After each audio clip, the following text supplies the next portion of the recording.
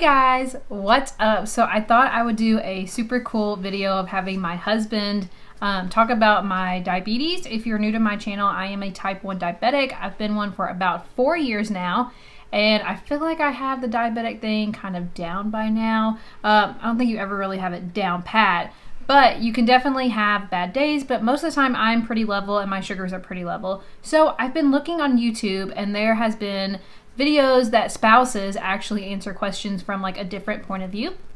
So I have some questions. Also, in all my videos, we have our dogs. So if they whine or bark, it happens. Okay, so let me pull up the questions. And these are just some questions that I kind of just made, wanting to know, like from his point of view, how it was like when I'm diabetic. So the first one is, does it bother you that I can't always eat what you eat? No, because I can still eat what I eat. That doesn't bother me. Now, sometimes I might feel guilty because I can eat some of the better tasting food. I can eat more of it than you can. But no, it doesn't bother me. I'm sure it bothers you. Okay, that's fair. As a type 1 diabetic, technically we can eat whatever we want, but you do have to be careful with portions and sugar and like Cokes and stuff like that. So I don't always eat exactly what he eats, or I don't always eat as much as he eats if it's a lot of carbs.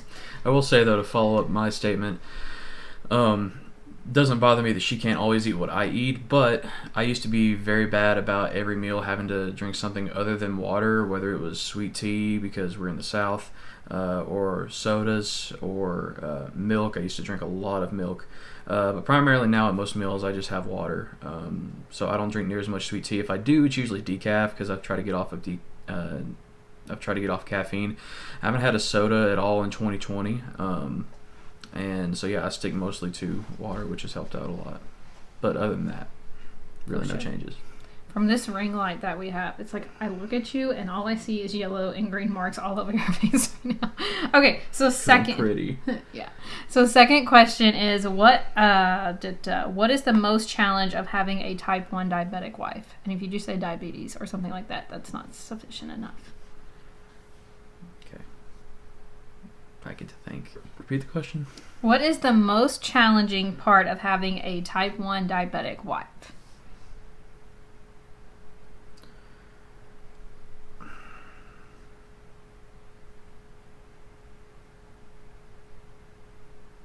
Do we need to go to the next question? I don't know if challenging is the right word, because it's just something that we can tackle together. Obviously, you kind of have a lot more fits with it than I do, and I'm there to help you try to just make sure that everything is staying on track. I'd say not even the most challenging, but maybe the most,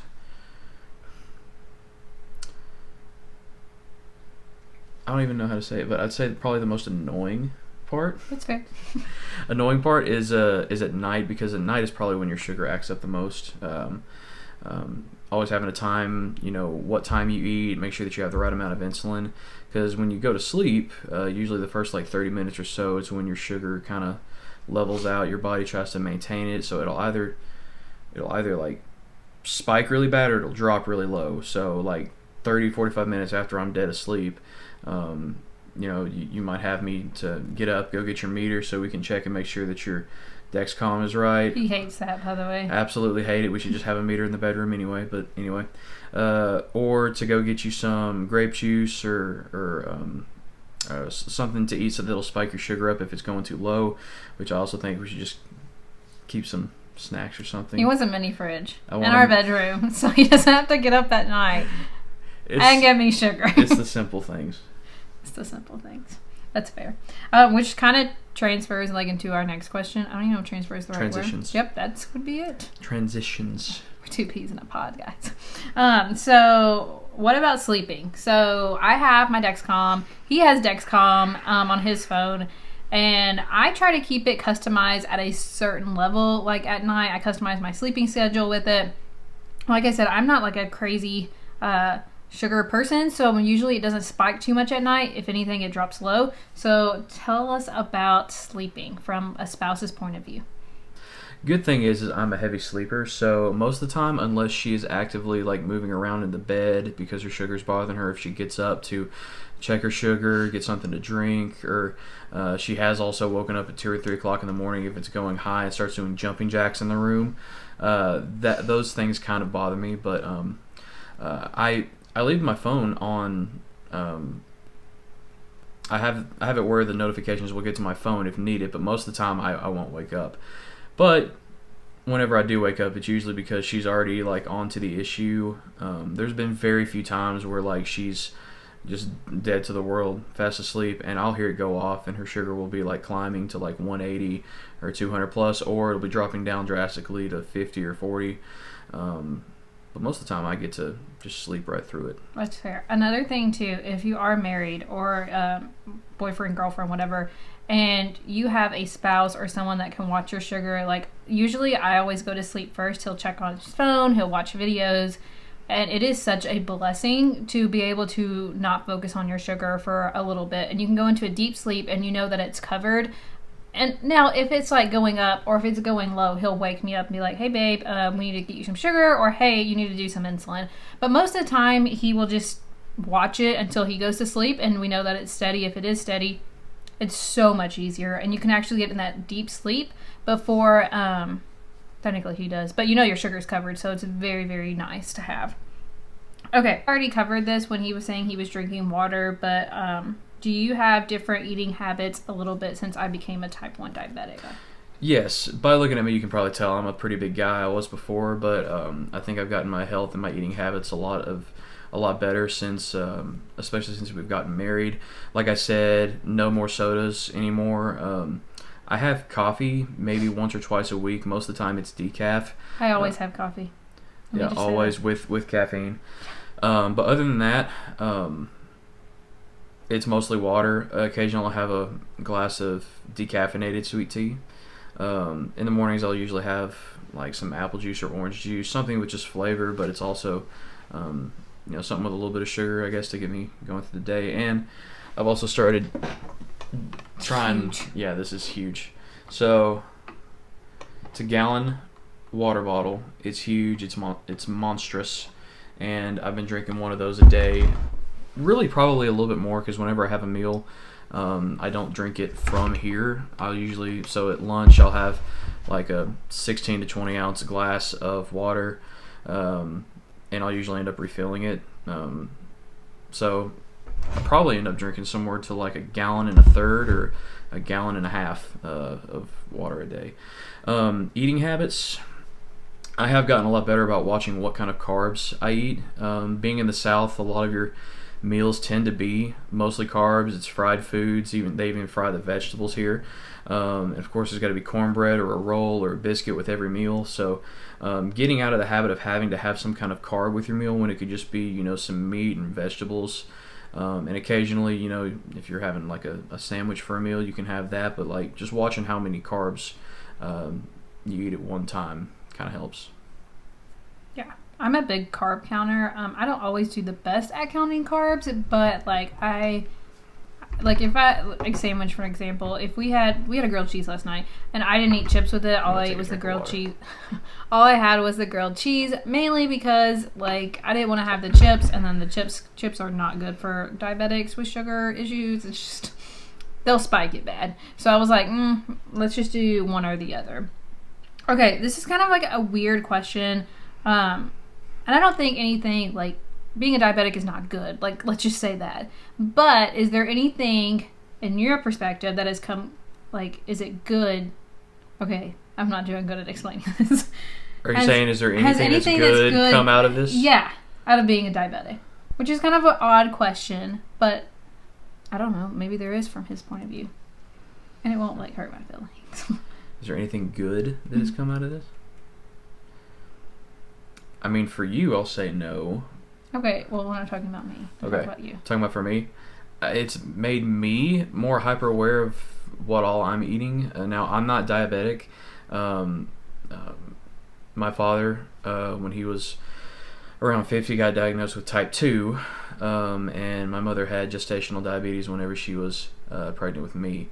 So I know that I'm prone to getting it if my habits don't change. Unfortunately, I've never been the kind of person that can just stop something cold turkey. So I'm like progressively working on my different habits, tackling them one at a time. So first thing for me started with smoking, nicotine addiction. So I've been smoke-free, nicotine-free for about, I guess, 2 years. And before then, I was like having your occasional cigar, I guess, something to just kind of suffice me till I had like the next cigar. So I first started with that. The second thing that I started with at the beginning of 2020 was laying off of sodas and caffeine. So I just kind of went, I did go cold turkey with that, but I could still have, well, milk kind of happened a little bit later, but yeah, it was around the same time. So I'm just tackling these issues that bother me, the things I need to know I get under control for. I'm just tackling those one thing at a time. It helps me to, really kind of conquer those issues that I'm having. So I guess if anything positive has come from you being a diabetic, it's just made me more hyper aware, which has affected my health in a positive way. For you, it hasn't. I'm sorry. That's okay. I'll take one for the team. Okay, so what is your, and this kind of is self-explanatory too, but what is your worst fear about me being type 1? Worst fear? Mm-hmm.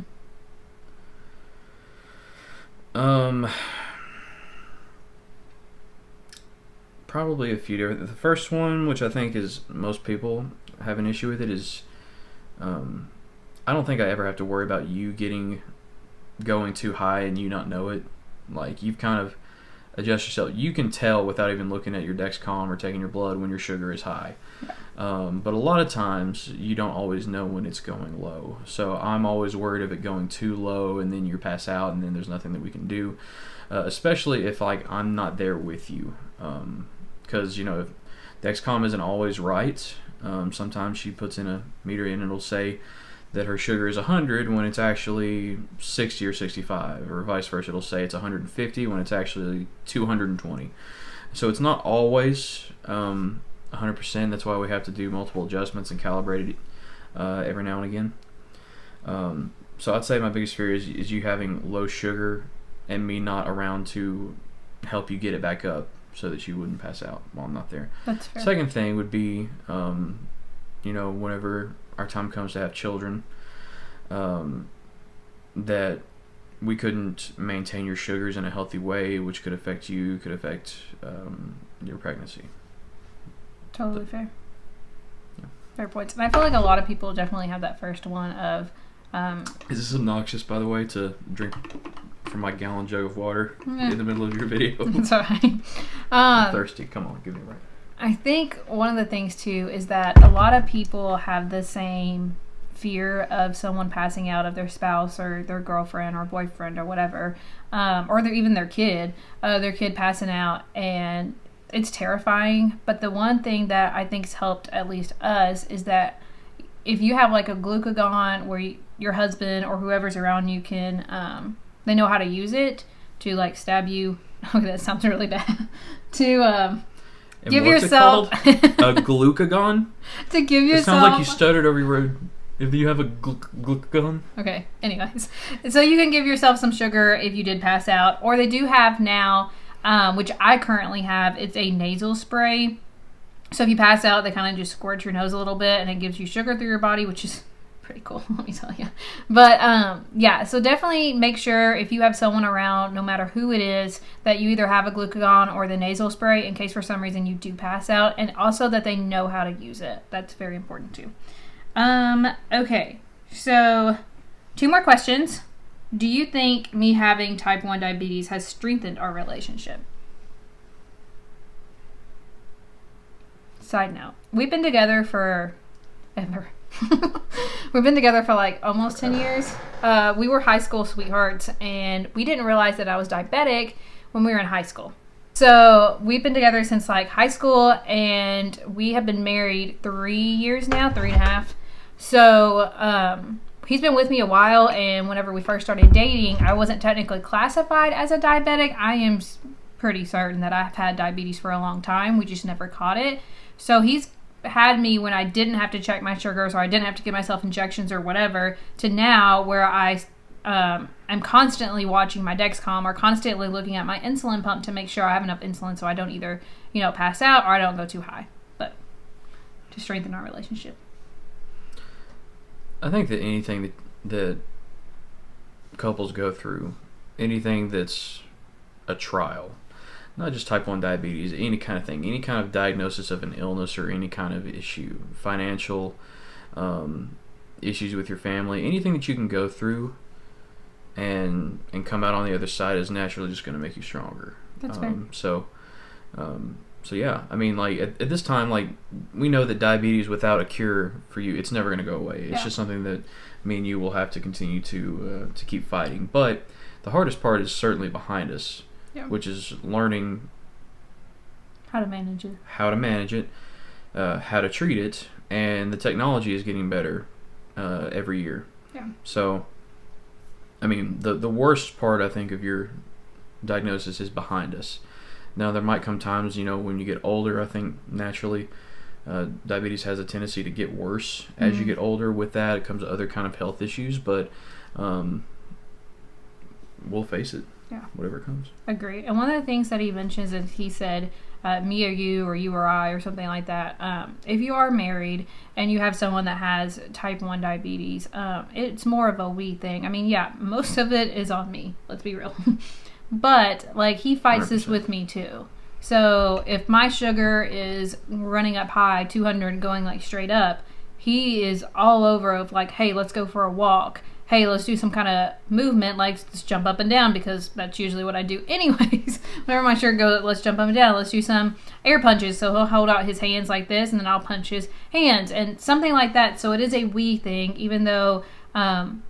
one person may be doing a lot of the work with the diabetes like me. Like, I constantly check it. But he is there right there with me, fighting it just like I am. Okay, last question. I think this question is really, really important, is to anyone out there fixing to get married. What advice, or getting married to a type 1 diabetic, what advice would you give them? Keep grape juice and a meter at your your bedside table. Okay. It's your nightstand. Besides that. Because that's something I'm still trying to convince my wife. If you do it early, if you nip it in the butt, there won't be an issue going forward. But seriously, what advice? Besides grape juice and a meter. As funny as it is, I think that's a legit message, but... what advice would you give to someone? I know, I can read it. I can read it. Okay. What's your worst fear? No, we're right here. I skipped around. Why did you skip around? Because I think that the question's better for the end. Just be supportive. Just know that anytime that they're having a bad day, you're probably going to have a bad day too. Sugar-wise, I'm not talking about attitude. Stop laughing. That sounds terrible. Anytime they're having a bad time with their sugar, does that sound better? Anytime they're having a bad time with their sugar, you have to be there for them. You have to embrace that bad time with them. You have to let them know that it's going to be okay, and you have to just get through it. Whether that's, if the sugar's going really low, just making sure that they're keeping their energy up so that they can adjust it. Same thing if it's going too high. Be with them. Don't leave them in the dirt with anything. So, if you find out that your significant other has diabetes, make those lifestyle changes with them. Something that I'm still working on all the time. I'm not perfect, but I've made the necessary adjustments that make me feel better. It makes her feel better, and I feel better as a person. Definitely in a lot healthier place than I was, just a year ago. So just be there for your significant other, because if they're having a bad day, you're gonna fight it with them. I really like that advice too, because it's so true. And speaking from the diabetic point of view, if your sugar is going too high, or even if it's too low, because I get cranky, either one. I don't even know which one's worse, to be honest with you. But shut up. One of the things is when they try to point out, like, if you're upset or something, and they ask, "Is it your sugar?" It is very, very. I'm really bad about this. This water's really good. I get so upset because you don't want to just blame it on your sugar when like 99%, if you're going high or going low, more than likely it's your sugar affecting your attitude or affecting how you respond to stuff. So if they ask you that question, which I'm still working on this personally because I struggle with just when he's like, okay, is it your sugar? And I'm like, like ready to, choke him. But truth, like, I'm working on it. Work on it with your significant other or whoever's around you. If they ask you if it is your sugar, try to be calm about it. Check your sugar. And if it is your sugar, be like, okay, yeah, it's my sugar. Let me take a few minutes. If it's not your sugar, then you're on your own. But, yeah, just don't get upset with that because I know whenever we first got married, that was one of our first things of, he'd be like, is it your sugar? And I just, like, come back and I'm like, no, like, freaking out. But most of the time, it was my sugar. If not, in fact, it was probably like 100% of the time my sugar. But anyways, those are the questions we have. If you have any questions, leave them in the comments below. And if you like this video, please give it a thumbs up. And subscribe. Bye, guys. And remember, above all else, have a meter and some grape juice in your nightstand. Bye. Okay, stop. You're being weird. Okay, stop. Okay. We kind of... Hold on. My nose is itching. I don't want to look like I'm picking my nose. Oh, my gosh. Okay. Nothing came out, by the way. Oh, that's a good thing. It's just an itching on the inside. Okay, anyway. Okay, and we kind of